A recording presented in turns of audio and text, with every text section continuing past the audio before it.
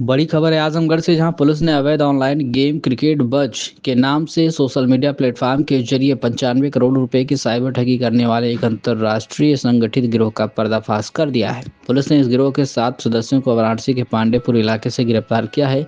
इस गिरोह ने व्हाट्सएप, टेलीग्राम और फेसबुक जैसे प्लेटफॉर्म पर चैनल और विज्ञापन बनाकर लोगों को फंसाया और उनके वेबसाइट allpanel.com.in पर लॉगिन कराकर गेम और टास्क पूरा करने के नाम पर पैसों को दोगुना तिगुना करने का लालच दिया। पीड़ितों से ठगी गई रकम को यह गैंग फर्जी खातों में और मोबाइल नंबर के जरिए देश विदेश में ट्रांसफर कर देता था। पुलिस ने इस कार्रवाई में 208 फर्जी बैंक खातों में से करीब 1 करोड़ रुपए फ्रीज किए हैं। साथ ही 15 लाख रुपए के सामान बरामद किए हैं, जिनमें 20,000 रुपये नगद, 51 mobile phone, 4 laptop, 42 ATM card, 13 passbook, 79 SIM card, 4 chequebook और एक फाइबर राउटर शामिल है। पुलिस के मुताबिक इस गिरोह में भारत के अलावा श्रीलंका और यूएई के भी सदस्य जुड़े हुए थे और यह गिरोह अंतर्राष्ट्रीय स्तर पर फर्जी ट्रांजैक्शन कर रहा था। गिरोह के खिलाफ देश के कई राज्यों में 45 साइबर ठगी की शिकायतें दर्ज हैं। बता दें कि इस गिरोह के खिलाफ पहले भी आजमगढ़ में नवंबर में 2024 में एक केस दर्ज हुआ था, जिसमें 11 आरोपी गिरफ्तार किए गए थे।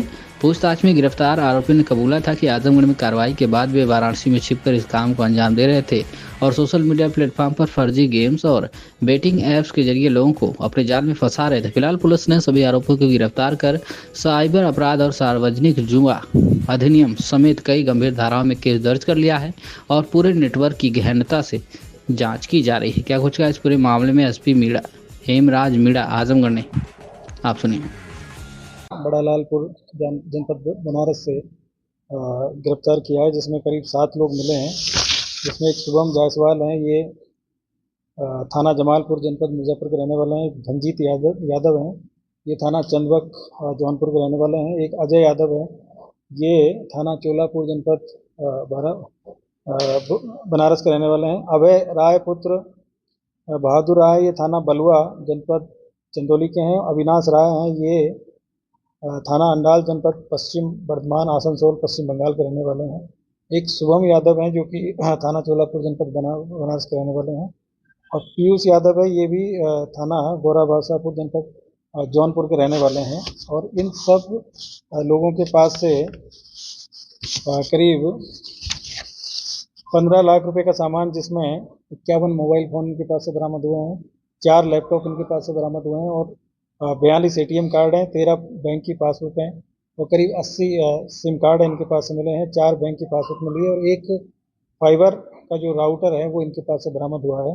और ये पांडेपुर में एक जो मकान है, 2 मंजिला मकान था, उसको किराए पे लेके इन्होंने वहाँ पे एक कॉल सेंटर यहाँ पे बनाया हुआ था।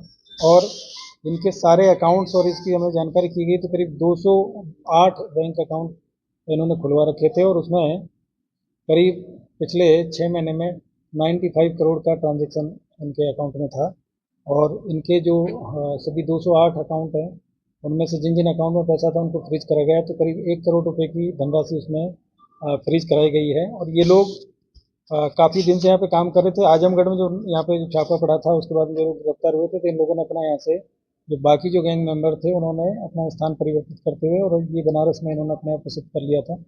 और वहाँ पे ये लोग ऑनलाइन गेम्स जो क्रिकेट बज के नाम से व्हाट्सएप और टेलीग्राम के माध्यम से ये लोग उसका एडवर्टाइजमेंट करते थे और उसके बाद में सोशल मीडिया, इंस्टाग्राम, फेसबुक और इनके माध्यम से लोगों से संपर्क बना के और ये गेम खिलाते थे और गेम के नाम पे उनको पैसा जितवाना, दुगना तिगना करने के नाम पे लोगों को मोटिवेट करते थे, गेम खिलाते थे। और उसके बाद में जब वो लोग उसमें इन्वॉल्व हो जाते थे, उसके बाद में जब बड़ी धनराशि जब लोग लगाते थे, तो उनका पैसा ये लोग उसमें से निकाल के और अपने बैंक अकाउंट्स में, अलग अलग बैंक अकाउंट्स में ट्रांसफ़र करके और फिर उसको कई चैनल के माध्यम से बाद में या तो किसी कंपनी के अकाउंट में ये लोग ट्रांसफ़र कर देते थे या फिर उसको कहीं एटीएम से जाके उसको विड्रॉल कर लेते थे। और ये जो पूरा गैंग है, ये वहाँ पे अलग अलग इनको काम मिला हुआ था और ये लोग वहाँ पे काम कर रहे थे। तो ये काफ़ी एक ऑर्गेनाइज तरीके से इन लोगों के द्वारा ये काम किया जा रहा था।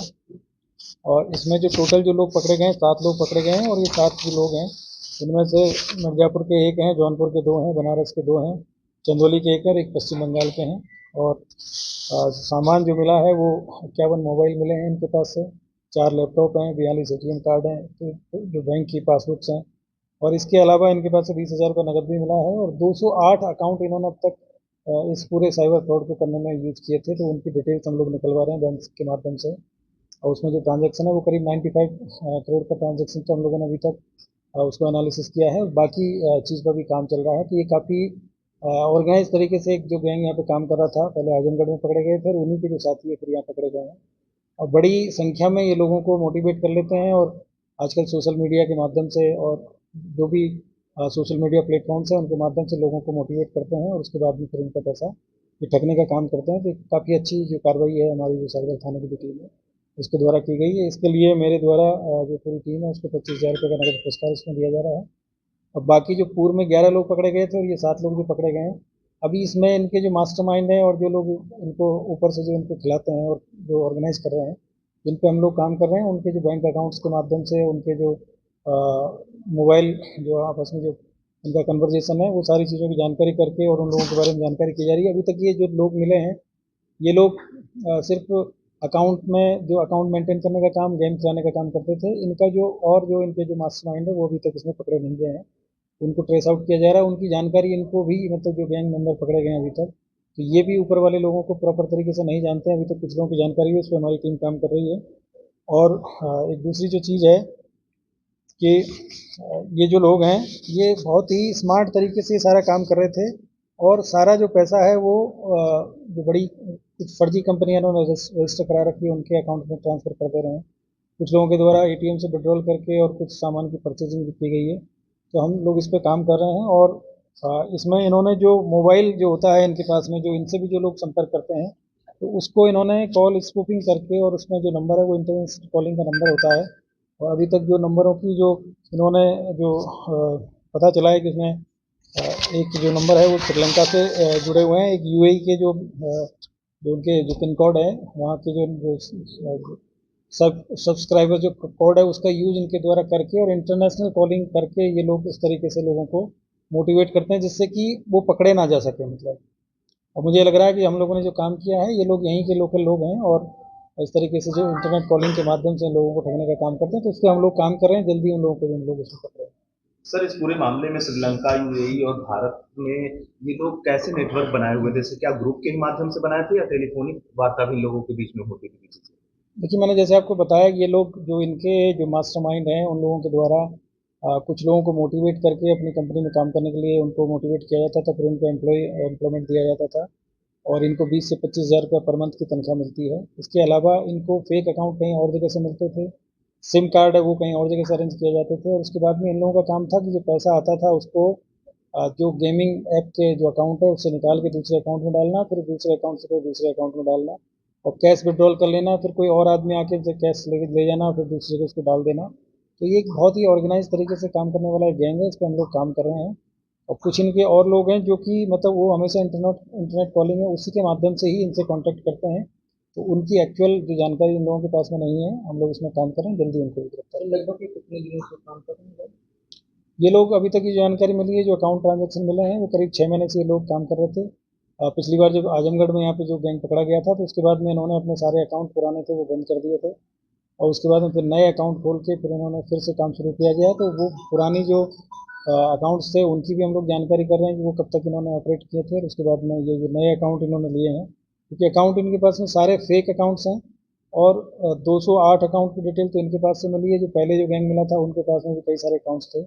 सिम कार्ड भी इनके पास बहुत मिले हैं। मोबाइल इनके पास में अभी 51 मोबाइल मिले हैं और 4 इनके पास से जो लैपटॉप हैं वो मिले हैं। एटीएम कार्ड है वो भी बड़ी मात्रा में मिले हैं।